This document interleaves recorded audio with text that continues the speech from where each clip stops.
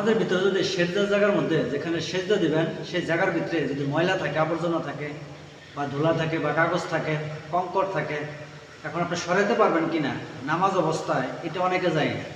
আপনি সরাইতে পারবেন কোন অবস্থায়? আমি একটা প্র্যাকটিক্যাল দেখাবো, ভিডিওটা লং হয়ে থাকে, লং হলো ভিডিও একটু দেখেন। আপনি নামাজ অবস্থা আছেন, আপনি এইভাবে যখন সেজদা যাবেন, এই দেখেন একটা কাগজ আছে, এই যে আপনার ময়লা। এখন আপনি যদি এইভাবে যায় হরান এভাবে হাত দিয়ে সরাই দেন, তাহলে এটা হবে কি আমলের কাছের মধ্যে গণ্য হয়ে যাবে।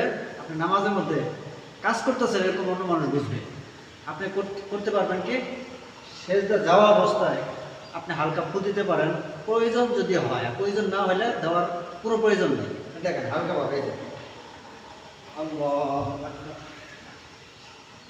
আপনার সেজদা অবস্থায় কাগজটা কি হলো, অন্যদিকে সরে গেল, অন্যদিকে সরে গেল, এই অবস্থা আপনি দিতে পারবেন। কিন্তু যদি আপনার কেউ করে ফু দিতে থাকেন, বোঝা গেল কাজ করতেছেন, এইভাবে করা যাবে না। আশা করি বুঝতে পারছেন। যদি ভিডিওটা ভালো লেগে থাকে শেয়ার করতে পারেন, আমাকে ফলো দিতে পারেন।